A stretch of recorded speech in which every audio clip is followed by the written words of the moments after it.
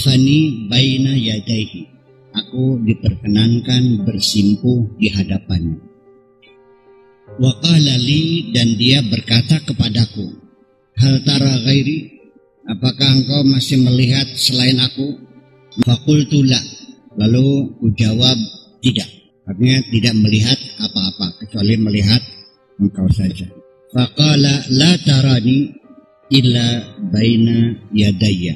Engkau tidak akan bisa melihatku kecuali engkau sedang bersimpuh di hadapanku. Fala tajhadhu wa huwa idza tansarifu wa tara ghairi wa la tarani.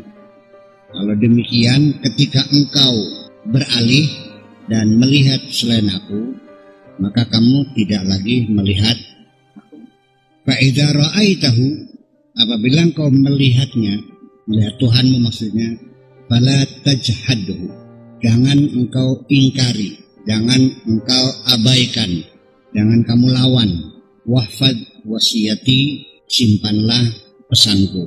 Fa innaka in daya'taha, karena apabila engkau sia-siakan, kafarta, engkau menjadi kafir.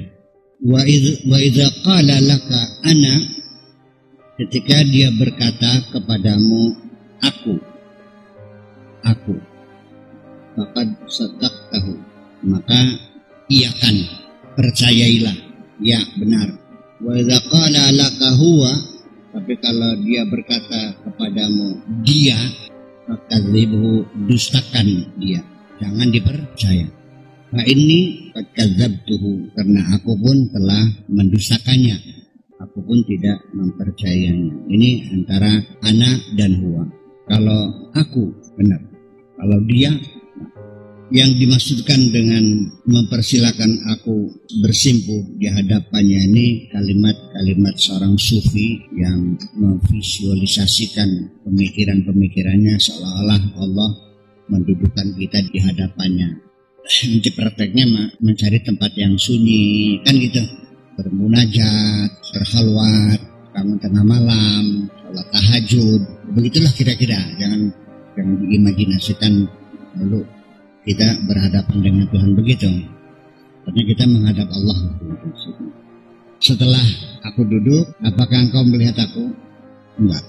Faqala la tarani illa baina yadayya. Kamu tidak akan bisa melihat aku kecuali ketika engkau berada di hadapanku.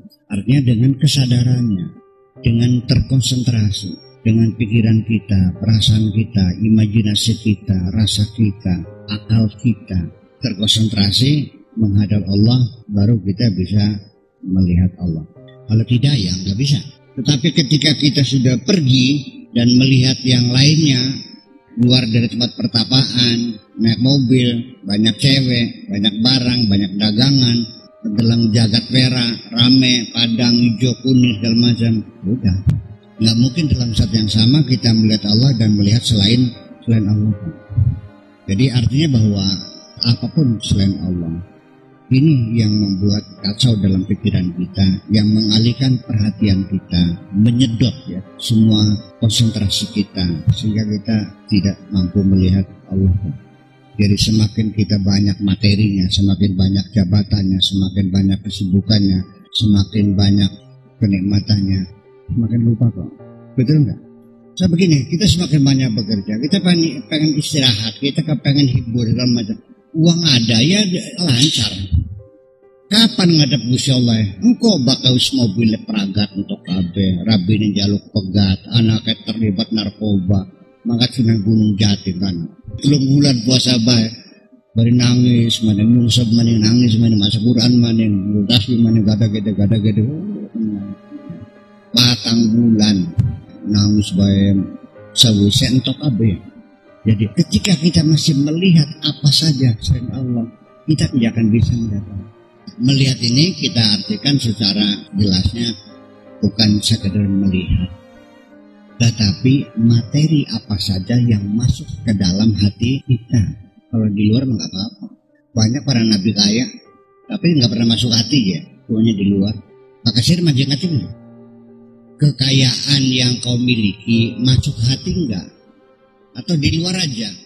Nalikannya lagi sembahyang. Sok kalian beli aduh. Mobil sesuai ganti oli kini. Pernah beli mengkonon?